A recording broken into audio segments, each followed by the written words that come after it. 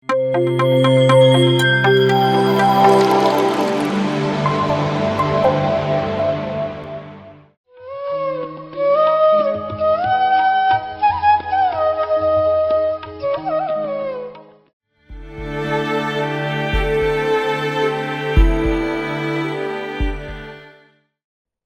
Masters.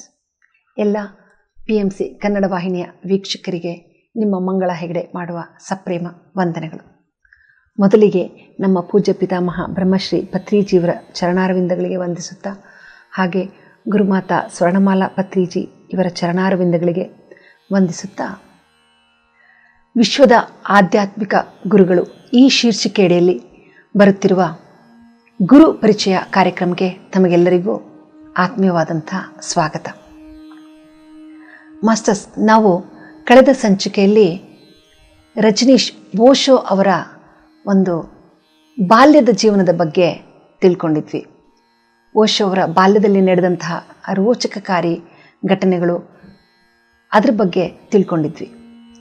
ಇವತ್ತು ಅವರು ಸಂಧಿಸಿದಂತಹ ಗುರುಗಳು ಮತ್ತು ಹಾಗೆ ಅವರ ಒಂದು ತತ್ವಗಳು, ಅವರ ಒಂದು ವಿಚಾರಧಾರೆಗಳು ಏನು ಅನ್ನೋದ್ರ ಬಗ್ಗೆ ಇವತ್ತು ತಿಳಿದುಕೊಳ್ಳೋಣ. ಓಶೋ ಅವರು ಹೇಳ್ತಾರೆ, ಅವರು ಬಾಲ್ಯದ ಜೀವನದಲ್ಲಿ ಶಾಲೆಗೆ ಏನು ಹೋಗ್ತಿದ್ರು, ಅವರ ತಂದೆಯವರು ಶಾಲೆಗೆ ಕರ್ಕೊಂಡು ಹೋಗಿ ಬಿಟ್ಟಾಗ ಆ ಬೃಹತ್ ಆದಂತಹ ಆ ಶಾಲೆಯ ಗೇಟನ್ನು ನೋಡಿದಾಗ ಅವರಿಗೆ ಅದು ಒಂದು ರೀತಿಯ ಜೈಲು ಅಂತ ಅನ್ನೋ ಅನುಭವ ಆಯ್ತಂತೆ. ಅವ್ರ ತಂದೆಯವರು ಕೇಳ್ತಾರೆ, ನಿನಗೆ ಶಾಲೆಗೆ ಹೋಗಲಿಕ್ಕೆ ಇಷ್ಟನಾ ಅಂತ ಅಂದ್ಬಿಟ್ಟು. ಅದಕ್ಕೆ ಓಶೋ ಅವ್ರು ಹೇಳ್ತಾರಂತೆ, ಇಲ್ಲ, ನನಗಿಷ್ಟ ಇಲ್ಲ ಅಂತ. ಆದರೂ ಸ್ಕೂಲಿಗೆ ಕಳಿಸ್ತಾರೆ. ಅಲ್ಲಿ ಚೆನ್ನಾಗಿ ಅವರು ಪ್ರತಿಭಾವಂತ ವಿದ್ಯಾರ್ಥಿಯಾಗಿ ಹೊರಗಡೆ ಬರ್ತಾರೆ, ಚೆನ್ನಾಗಿ ಅಧ್ಯಯನವನ್ನೇನೋ ಮಾಡ್ತಾರೆ. ಅವರು ಒಂದು 8ನೇ ತರಗತಿಯಲ್ಲಿ ಇದ್ದಾಗಲೇ ಅವ್ರ ಹತ್ರ ಸಾವಿರಾರು ಪುಸ್ತಕಗಳು ಇತ್ತಂತೆ. ಆ ಪುಸ್ತಕಗಳನ್ನೆಲ್ಲ ಅವ್ರು ಓದಿ ಅದರಿಂದ ಜ್ಞಾನಾರ್ಜನೆ ಮಾಡ್ಕೊಳ್ತಿದ್ರಂತೆ. ಓದು ಅನ್ನುವಂಥ ಒಂದು ಪ್ರಕ್ರಿಯೆ ಅವರಿಗೆ ಬಹಳ ಇಷ್ಟವಾಗಿದ್ದಂಥದ್ದು. ಆದರೆ ಈ ಶಾಲೆ ಅನ್ನುವಂತಹ ಜೈಲ್ ಕೇವಲ ಒಂದು ಸರ್ಟಿಫಿಕೇಟ್ಗಳಿಗೋಸ್ಕರ ಮಾಡುವಂಥ ಅಧ್ಯಯನವೇ ಅಲ್ಲ ಅಂತ ಅವರು ಶಾಲೆಗೆ ಹೋಗೋದಕ್ಕೆ ಅಷ್ಟು ಇಷ್ಟಪಡ್ತಿರ್ಲಿಲ್ವಂತೆ. ಹಾಗೆ ಮತ್ತೊಂದು ಕಡೆಗೆ ಹೇಳ್ತಾರೆ, ಅವರು ತಮ್ಮ ವಿದ್ಯಾಭ್ಯಾಸ ಎಲ್ಲ ಮುಗಿಸಿ ಬಂದ ನಂತರ, ಸ್ನಾತಕೋತ್ತರ ಪದವಿನೂ ಎಲ್ಲ ಮುಗಿದ ನಂತರ ಅವ್ರಿಗೆ ಸಿಕ್ಕಂತಹ ಎಲ್ಲ ಸರ್ಟಿಫಿಕೇಟ್ಗಳನ್ನು ಅವರು ಹಾಗೆ ಬಿಸಾಕ್ಬಿಟ್ರಂತೆ. ಅಂದರೆ ಜೀವನದ ಒಂದು ಏನು ಪಾಠ ಇದೆಯಲ್ಲ, ಅದೇ ಮುಖ್ಯ. ನಾವು ಕಲಿತಂಥ ಪಾಠಕ್ಕಿಂತ ಜೀವನದ ಒಂದು ಪಾಠನೇ ಮುಖ್ಯ ಅಂತ ಅವರ ಒಂದು ತತ್ವದಲ್ಲಿ ತಿಳಿಸ್ಕೊಟ್ಟಿದ್ದಾರೆ. ಮೊದಲು ನಾವೇನು ಕಲ್ತಿದ್ದೀವಿ, ಶಾಲೆಯಲ್ಲಿ ಏನು ವಿಚಾರಗಳನ್ನ ನಾವು ಗೊತ್ತಿಲ್ಲದೆ ನಾವು ನಮ್ಮ ಮೇಲೆ ಹೇರ್ಕೊಂಡಿರ್ತೀವಿ, ಅದನ್ನು ಆ ಕಲಿತದ್ದನ್ನು ನಾವು ಅನ್ಲರ್ನ್ ಮಾಡಬೇಕು ಅಂತ ಅವರು ಹೇಳ್ತಾರೆ. ಆಗ ಮಾತ್ರ ಸಹಜವಾದಂಥ ಜ್ಞಾನ ನಮ್ಮಲ್ಲಿ ಸ್ಫುರಿಸಲಿಕ್ಕೆ ಸಾಧ್ಯ. ನಾವು ಆ ಒಂದು ವಿಚಾರಗಳ ಮೇಲೆ ಯೋಚನೆನೇ ಮಾಡ್ದಲೇ ನಾವು ಏನು ಗುರುಗಳು ಹೇಳ್ತಾರೋ ಅದನ್ನು ತಿಳ್ಕೊಳ್ತಾ ಹೋದರೆ ಅದು ಒಂದು ಸರಿಯಾದ ಒಂದು ತಿಳುವಳಿಕೆ ಅಲ್ಲ, ಅರ್ಧಂಬರ್ಧ ಜ್ಞಾನ. ಆದರೆ ನೀನೇ ನಿನ್ನ ಆಲೋಚನೆಯಿಂದ ಅದನ್ನು ತಿಳ್ಕೊಂಡಿದ್ದೇ ಹೋದಾದರೆ ಅದು ಒಂದು ಶಾಶ್ವತವಾದಂಥ ಜ್ಞಾನ ಅಂತ ಅವರು ಹೇಳ್ತಾರೆ. ಇದಾದ ನಂತರ ಅವರು ಸಂಧಿಸಿದ ಕೆಲವು ಬಾಬಾಗಳು, ಅದ್ರ ಬಗ್ಗೆ ಗುರುಗಳು, ಅವ್ರ ಬಗ್ಗೆ ಅವರು ಹೇಳ್ತಾರೆ. ಅವರು ಮೊದಲು ಸಂಧಿಸಿದ್ದು ಮಗ್ಗ ಬಾಬಾ ಅಂತ. ಅವರು ಬಹಳವಾಗಿ ಇವರಿಗೆ ಜೀವನದಲ್ಲಿ ಪ್ರಭಾವ ಬೀರಿದಂತಹ ಒಬ್ಬ ಒಂದು ಸಂತರಲ್ಲಿ ಒಬ್ಬರು. ಅವರು ಯಾರ ಹತ್ರನೂ ಆ ಗುರುಗಳು ಹೆಚ್ಚು ಮಾತಾಡ್ತಿರ್ಲಿಲ್ವಂತೆ. ಕೇವಲ ಹೆಚ್ಚಾಗಿ ಮಕ್ಕಳ ಹತ್ರ ಇರಲಿಕ್ಕೆ ಅವರು ಇಷ್ಟಪಡ್ತಿದ್ರು. ಮಾತು ಭಾಳ ಕಡಿಮೆ ಆಡೋರಂತೆ. ಅವರನ್ನು ಮಾತಾಡಿಸ್ಬೇಕು ಅಂದರೆ ಓಶೋ ಅವರು ಬೆಳಗಿನ ಜಾವ 2 ಗಂಟೆ 3 ಗಂಟೆಗೆ ಹೋಗಿ ಅವ್ರ ಹತ್ರ ಕೂತ್ಕೊಳ್ತಿದ್ರಂತೆ. ಓಶೋ ಅವ್ರ ಹತ್ರ ಮಾತ್ರ ಅವರು ಹೆಚ್ಚಾಗಿ ಮಾತಾಡ್ತಿದ್ರಂತೆ. ಅವರು ಜೀವನದ ಬಗ್ಗೆ ಅವರು ಯಾವುದೇ ಪಾಠನೂ ನನಗೆ ಅವರ ಜೀವನದ ಬಗ್ಗೆ ಯಾವುದೇ ಪಾಠನೂ ನನಗೆ ಹೇಳ್ಕೊಟ್ಟಿಲ್ಲ. ಆದರೆ ಜೀವನ ಅಂದ್ರೆ ಏನು ಅಂತ ನನಗೆ ಕಲಿಸಿದ್ದಾರೆ. ಯಾವುದೋ ಒಂದು ಟೀಚಿಂಗ್ಸಿಂದ ಅಲ್ಲ, ಅವರು ಇದ್ದ ಒಂದೊಂದು ವೇಯಿಂದ, ಅವರ ಒಂದು ಜೀವನ ಶೈಲಿಯಿಂದ ನನಗೆ ಜೀವನ ಏನು ಅಂತ ಅವರು ಕಲಿಸಿದ್ರು. ಏನೂ ಮಾತೇ ಆಡದೆ ಅವರ ಜೀವನದಿಂದ ನಾನು ಎಷ್ಟೋ ವಿಷಯಗಳನ್ನ ಕಲಿತೆ. ಅವರು ನನಗೆ ಭಾಳ ಒಂದು ಪ್ರಭಾವ ಬೀರಿದಂತಹ ವ್ಯಕ್ತಿ ಅಂತ ಅವರು ಹೇಳ್ತಾರೆ. ಹಾಗೆ ಮಗ್ಗಾ ಬಾಬಾ ಅವರು ಒಂದು ದಿನ ಹಿಮಾಲಯಕ್ಕೆ ಹೊರಟು ನಿಂತು ಬಿಡ್ತಾರೆ. ಆಗ ಓಶೋ ಅವ್ರನ್ನ ಕರೆದು, ನಾನು ಇಲ್ಲಿ ಯಾರಿಗೂ ನಾನು ಹೋಗಿ ಬರ್ತೀನಿ, ನಾನು ಅಲ್ಲಿಗೆ ಹೋಗ್ತೀನಿ, ಇಲ್ಲಿಗೆ ಹೋಗ್ತೀನಿ ಅಂತ ಹೇಳೋ ಅಂಥ ಅವಶ್ಯಕತೆ ಇಲ್ಲ. ಆದರೆ ನಿನಗೆ ಹೇಳ್ತಾ ಇದ್ದೀನಿ, ನಾನು ನಿನಗೆ ಎಷ್ಟೋ ವಿಷಯಗಳನ್ನ ತಿಳಿಸಿದ್ದೀನಿ, ನೀನು ಇನ್ನು ಸಾಧನೆಯಲ್ಲಿ ನಿರತರಾಗು ಅಂತ ಅವರಿಗೆ ಒಂದು ತುಂಬ ಹೃದಯದ ಒಂದು ಆಶೀರ್ವಾದ ಮಾಡಿ ಹೋಗ್ತಾರೆ. ಅವರು ನನ್ನ ಜೀವನದಲ್ಲಿ ಅತ್ಯಂತ ಪ್ರಭಾವ ಬೀರಿದಂತಹ ವ್ಯಕ್ತಿ ಅಂತ ಓಶೋ ಅವರು ಹೇಳ್ಕೊಳ್ತಾರೆ. ಅದಾದ ನಂತರ ಮತ್ತೊಬ್ಬರು ಸಂತರು, ಹೆಸರು ಪಾಗಲ್ ಬಾಬಾ ಅಂತೆ. ಹೆಸರೇ ಸೂಚಿಸುವಂತೆ ಅವ್ರನ್ನ ಎಲ್ಲರೂ ಪಾಗಲ್ ಅಂತ ಕರೀತಿದ್ರಂತೆ. ಯಾಕೆ ಕೇಳಿದ್ರೆ, ಅವರು ಇದ್ದಕ್ಕಿದ್ದಂತೆ ಬಿರುಗಾಳಿ ಹಾಗೆ ಬಂದ್ಬಿಡೋದು, ಹಾಗೆ ಇದ್ದಕ್ಕಿದ್ದಂಗೆ ಎಲ್ಲಿ ಹೋಗ್ತಾರೆ, ಎಲ್ಲಿ ಬರ್ತಾರೆ, ಏನು ಮಾಡ್ತಾರೆ ಅನ್ನೋದೇ ಯಾರಿಗೂ ಅರ್ಥ ಆಗ್ತಿರ್ಲಿಲ್ವಂತೆ. ಕೆಲವೊಮ್ಮೆ ಬಹಳ ಮಾತಾಡೋದು, ಕೆಲವೊಮ್ಮೆ ಸದಾ ಮೌನದಲ್ಲಿರೋದು, ಮತ್ತೆ ಕೆಲವೊಂದು ಸರಿ ವಿನಾಕಾರಣ ಅಕ್ಕಪಕ್ಕದಲ್ಲಿದ್ದಂಥ ಬೇರೆ ವಿದ್ಯಾರ್ಥಿಗಳಿಗೆ ಅಥವಾ ಯಾರೋ ಸ್ನೇಹಿತರಿಗೆ ಹೊಡೆದು ಬಿಡ್ತಿದ್ರಂತೆ. ಯಾವ ಕಾರಣಕ್ಕಾಗಿ ಹೊಡಿತಿದ್ರು ಅಂತಲೇ ಗೊತ್ತಾಗ್ತಿರ್ಲಿಲ್ಲ. ಜನ ಇಲ್ಲ ಅಂತ ತಿಳ್ಕೊಳ್ತಿದ್ರು, ಇವರೊಂದು ರೀತಿ ಪಾಗಲ್, ಇವರು ಹುಚ್ಚರು, ಹಾಗಾಗಿ ಸುಮ್ಮನೆ ಹೊಡಿತಾರೆ ಅಂತ. ಆದರೆ ಓಶೋ ಅವ್ರು ಹೇಳ್ತಾರೆ, ಅವರು ವಿನಾಕಾರಣ ಹೊಡಿತಿರ್ಲಿಲ್ಲ, ಏನೋ ಒಂದು ಕಾರಣ ಇರ್ತಿತ್ತು. ಸಾಮಾನ್ಯ ಜನಕ್ಕೆ ಅರಿವಾಗ್ದಲೇ ಇರುವಂಥ ಕಾರಣ ಅಸಾಮಾನ್ಯರಾದಂಥ ಆ ವ್ಯಕ್ತಿಗೆ ಅರ್ಥ ಆಗ್ತಿತ್ತು, ಹಾಗಾಗಿ ಅವರು ಹೊಡಿತಿದ್ರು. ಅದನ್ನು ಅರ್ಥ ಮಾಡ್ಕೊಳ್ದೆ ಸಾಮಾನ್ಯ ಜನ ಅವ್ರನ್ನ ಪಾಗಲ್ ಬಾಬಾ ಅಂತಲೇ ಅವರು ಪ್ರಸಿದ್ಧಿ ಪಡೆದಿದ್ರು ಅಂತ. ಅವರು ಬಹಳ ಒಂದು ಓಶೋ ಅವರ ಜೀವನದಲ್ಲಿ ಅತ್ಯಂತ ಪ್ರಭಾವ ಬೀರಿದಂತಹ ವ್ಯಕ್ತಿ. ಓಶೋ ಅವ್ರನ್ನ ಬಹಳ ಪ್ರೀತಿಯಿಂದ ಅವರು ನೋಡ್ತಿದ್ರಂತೆ. ಓಶೋ ಅವರಿಗೆ ಜೀವನದಲ್ಲಿ ಸಿಕ್ಕಂಥ ಎಷ್ಟೋ ಗುರುಗಳಿಂದ ಮಾರ್ಗದರ್ಶನದ ಜೊತೆಗೆ ಒಂದು ಅತ್ಯಂತ ಒಂದು ಪ್ರೀತಿಯ ಒಂದು ಅನುಭವನ, ಒಂದು ಅಪ್ಯಾಯತೆ, ಒಂದು ಅತ್ಯಂತ ಮಧುರವಾದ ಒಂದು ಅನುಭವ, ಅವರ ಜೊತೆಗಿನ ಅನುಭವ ಎಷ್ಟೋ ಜನರಿಂದ ಅವರು ಪಡ್ಕೊಂಡಿದ್ದಾರೆ ಅಂತ ಓಶೋ ಅವರು ಹೇಳ್ತಾರೆ. ಇದಾದ್ಮೇಲೆ ಮತ್ತೊಬ್ರು ಬಾಬಾ ಮಾಸ್ತೋ ಬಾಬಾ ಅಂತ. ಅವರು ಓಶೋ ಅವರು ಹೇಳ್ತಾರೆ, ಇವರು ನನಗೆ ಅತ್ಯಂತ ಪ್ರಿಯವಾದಂಥ ಗುರುಗಳಲ್ಲಿ ಒಬ್ಬರು ಇವರು ಬಹಳ ನನಗೆ ಇಷ್ಟ ಆಗ್ತಿದ್ರು. ಅವರು ಯಾತಕ್ಕೆ ಇಷ್ಟ ಆಗ್ತಿದ್ರು ಅನ್ನೋದಕ್ಕೆ ಒಂದು ಕಾರಣನೇ ಇಲ್ಲ.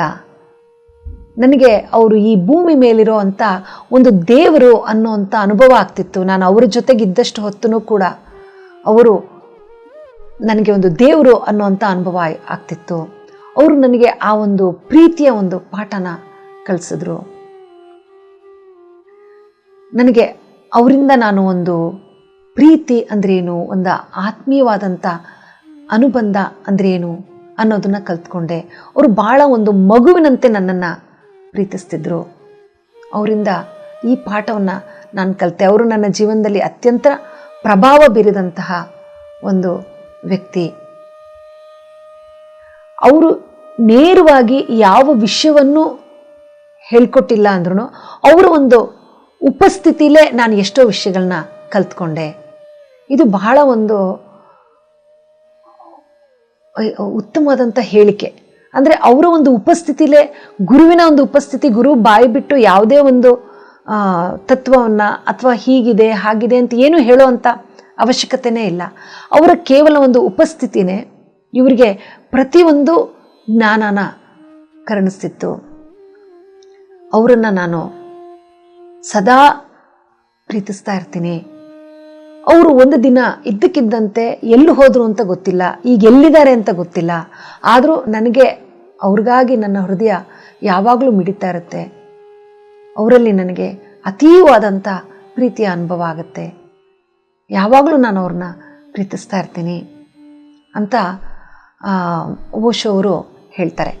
ಇದರ ಮಧ್ಯದಲ್ಲೇ ಒಂದು ಬಹಳ ಒಂದು ಆಳವಾದ ಒಂದು ವಿಚಾರನೂ ಇಲ್ಲಿ ಹೇಳ್ತಾರೆ. ಪ್ರೀತಿಯ ಬಗ್ಗೆ ಹೇಳ್ತಾರೆ.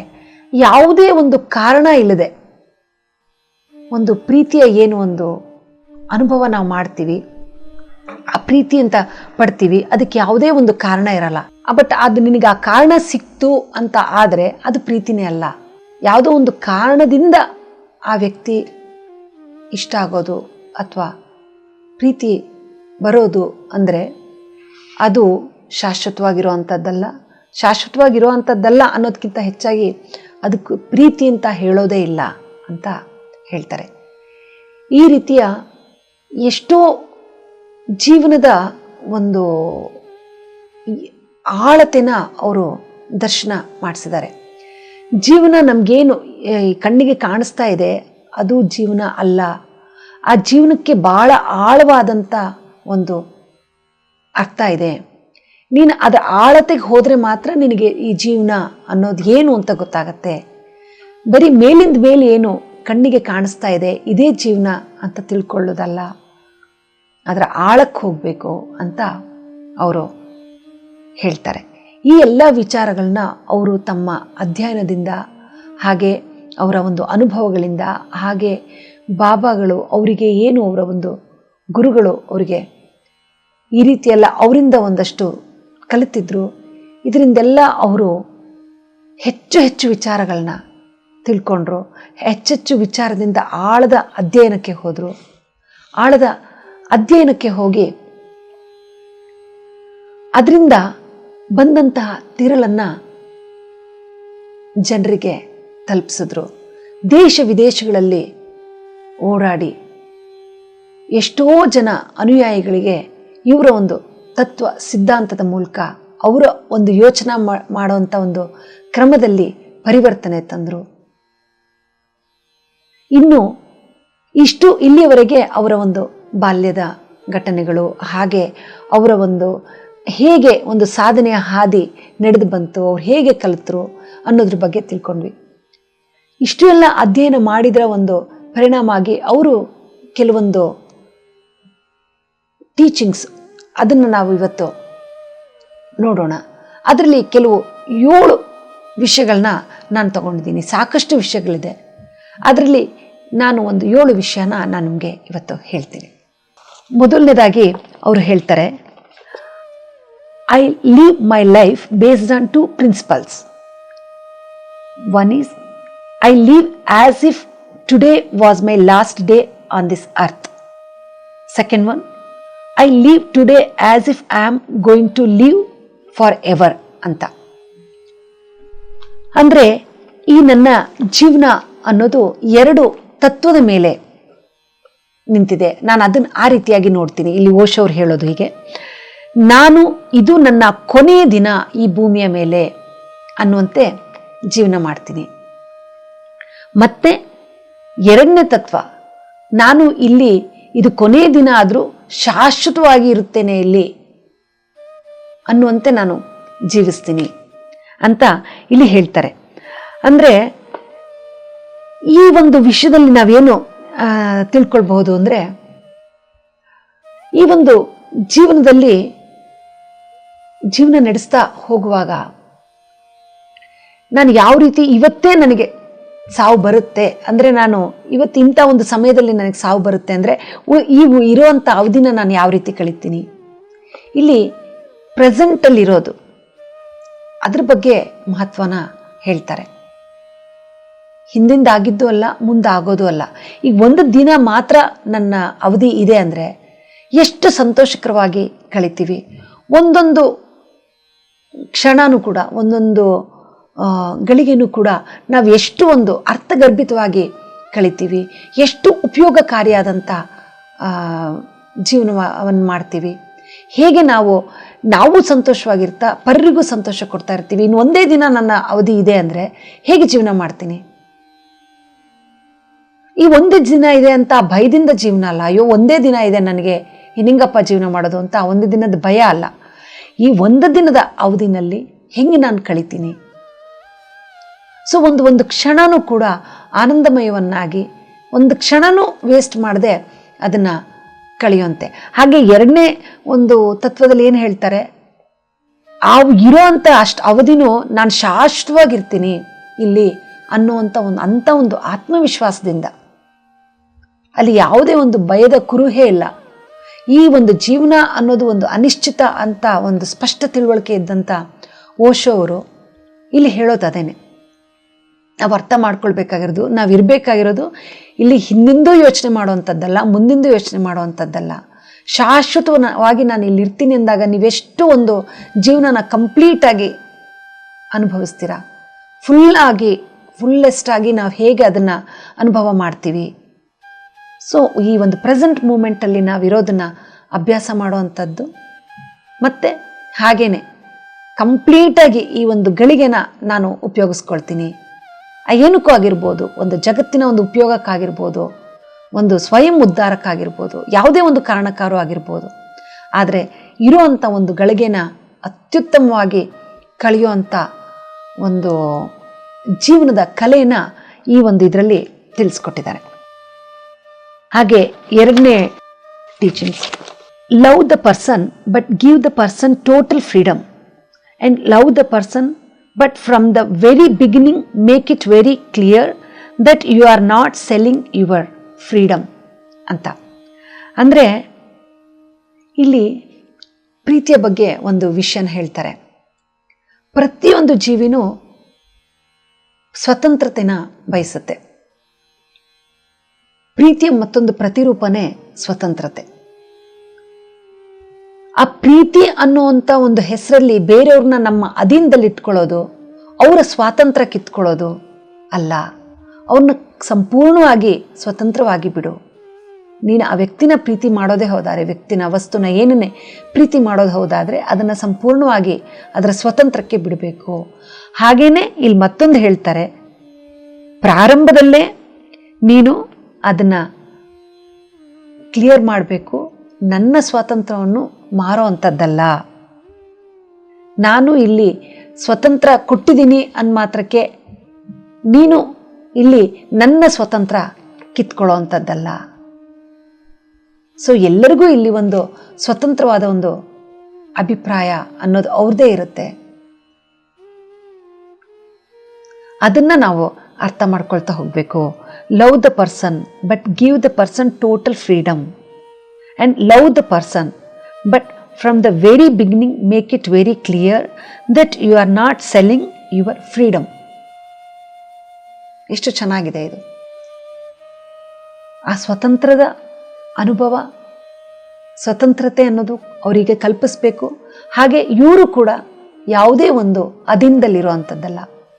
ಪ್ರೀತಿ ಇರೋ ಕಡೆಗೆ ಅಲ್ಲಿ ಯಾವುದೇ ಒಂದು ಅಧೀನತೆ ಅನ್ನೋದು ಇರಬಾರ್ದು, ಇಬ್ಬರಲ್ಲೂ ಇರಬಾರ್ದು. ಈ ಎಲ್ಲ ಒಂದು ತತ್ವಗಳು ಏನಿದೆ, ಇದು ನಮ್ಮ ಜನಸಾಮಾನ್ಯರಲ್ಲಿ ಅತ್ಯಂತ ಅವಶ್ಯಕವಾಗಿರುವಂಥದ್ದು. ಏಕೆಂದರೆ ನಾವು ಇಂದಿನ ಸಮಾಜದಲ್ಲಿ ನೋಡ್ಬೋದು, ಅದೇ ಸಮಸ್ಯೆ ಆಗಿದೆ. ಒಬ್ಬರೊಬ್ಬರ ಸಂಬಂಧಗಳಲ್ಲಿ ಒಂದು ಅನ್ಯೋನ್ಯತೆ ಇಲ್ಲ. ಪ್ರೀತಿ ಅನ್ನೋವಂಥ ಒಂದು ಹೆಸರಿನಲ್ಲಿ ಎಷ್ಟೋ ಒಂದು ರೀತಿಯ ಗುಲಾಮತನ.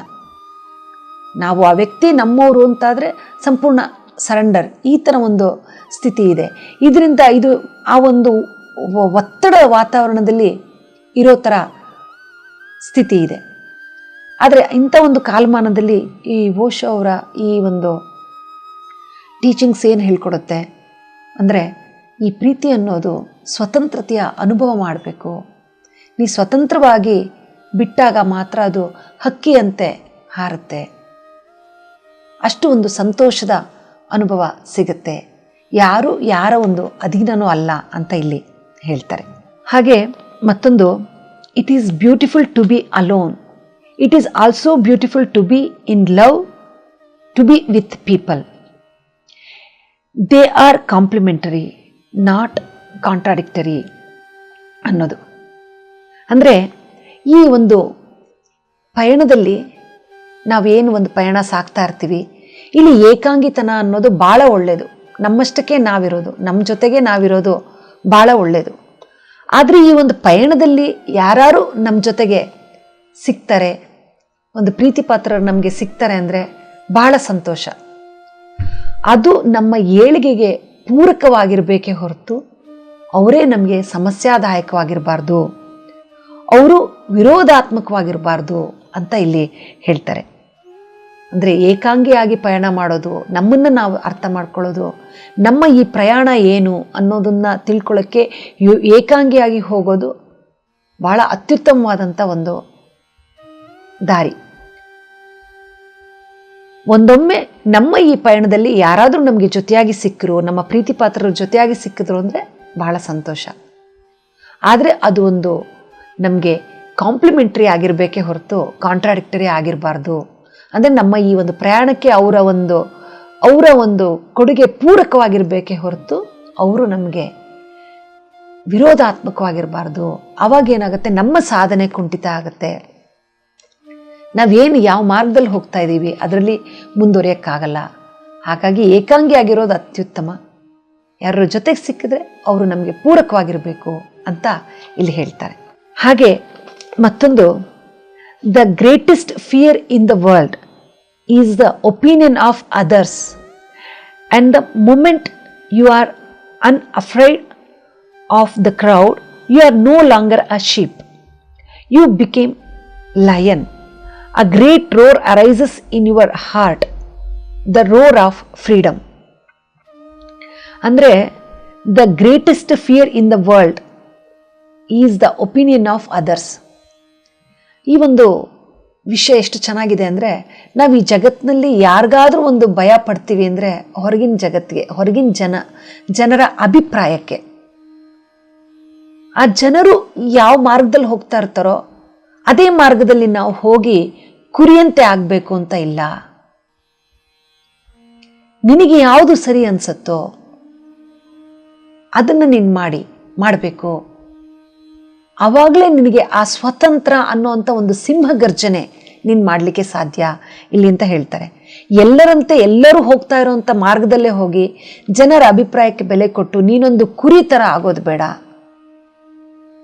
ನೀನು ನಿನ್ನದೇ ಆದಂಥ ಅಭಿಪ್ರಾಯ, ನಿನ್ನದೇ ಆದಂಥ ತತ್ವಗಳನ್ನ ಅಳವಡಿಸ್ಕೊಂಡು ಆ ಮಾರ್ಗದಲ್ಲಿ ಹೋಗಿ ಒಂದು ಸಿಂಹಗರ್ಜನೆಯಂತೆ ನಿನ್ನ ಒಂದು ಸ್ವಾತಂತ್ರ್ಯತೆ ಒಂದು ಸಿಂಹಗರ್ಜನೆ ಆಗಬೇಕು.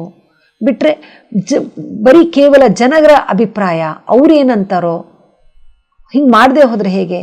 ನಾವು ಹೆಚ್ಚಿನ ಈ ಒಂದು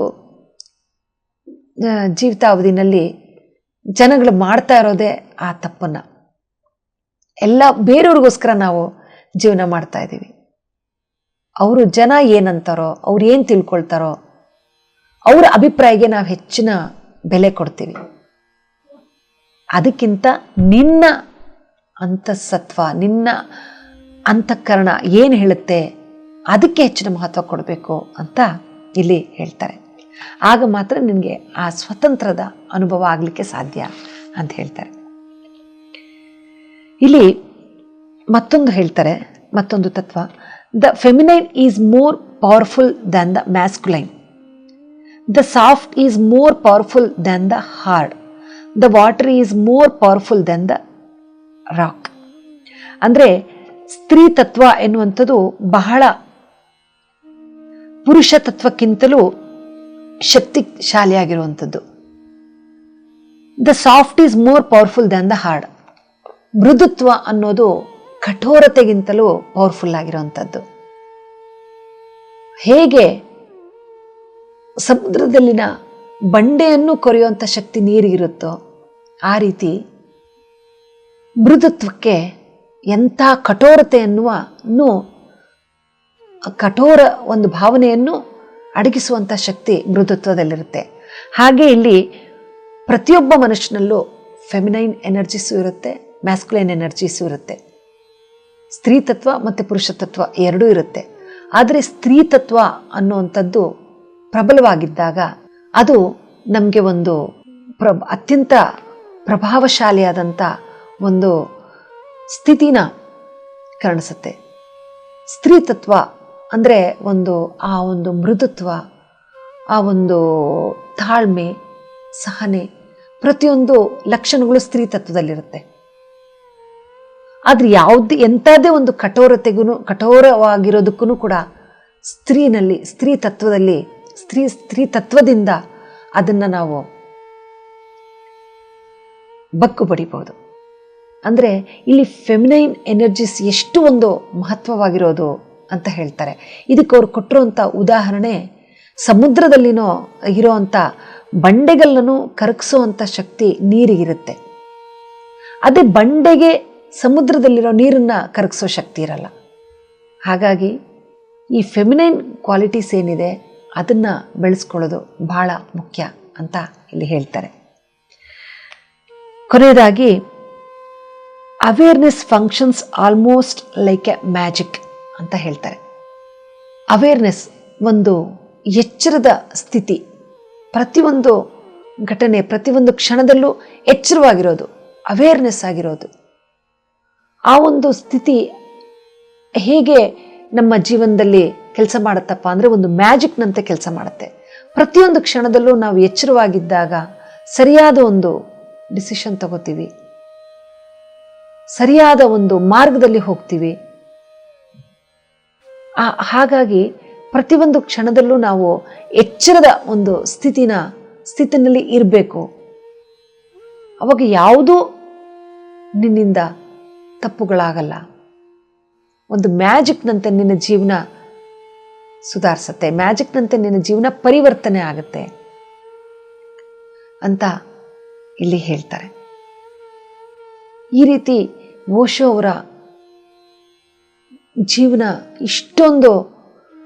ಜೀವನದಲ್ಲಿನ ಘಟನೆಗಳು ಇಷ್ಟೊಂದು ನಮಗೆ ಪರಿಣಾಮಕಾರಿಯಾಗಿದೆ. ಅವರ ಒಂದೊಂದು ತತ್ವಗಳು ಕೂಡ ಸರಿಯಾಗಿ ನಾವು ಅದನ್ನು ಅರ್ಥ ಮಾಡಿಕೊಂಡಿದ್ದೇ ಆದಲ್ಲಿ ಬಹಳ ಒಂದು ನಮ್ಮ ಜೀವನದಲ್ಲಿ ಪರಿವರ್ತನೆ ಬರುತ್ತೆ.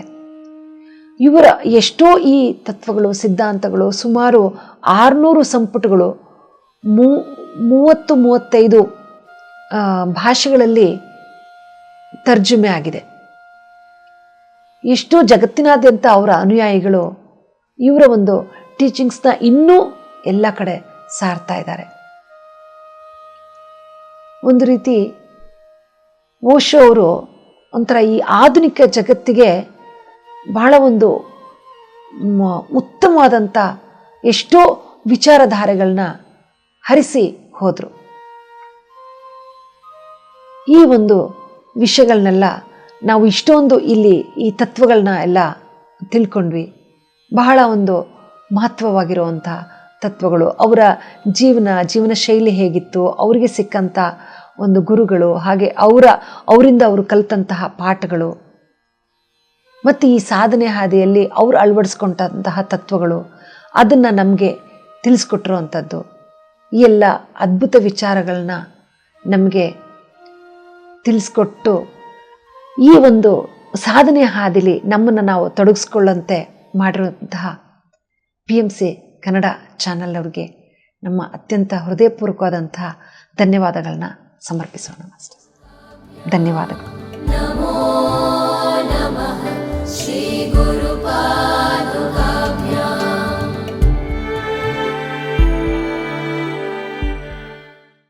PMC ಕನ್ನಡ ಚಾನೆಲ್ ಅನ್ನು ಲೈಕ್ ಮಾಡಿ, ಶೇರ್ ಮಾಡಿ, ಸಬ್ಸ್ಕ್ರೈಬ್ ಮಾಡಿ ಮತ್ತು ಮಾಡಿಸಿ. ಎಲ್ಲರಿಗೂ ಧನ್ಯವಾದಗಳು.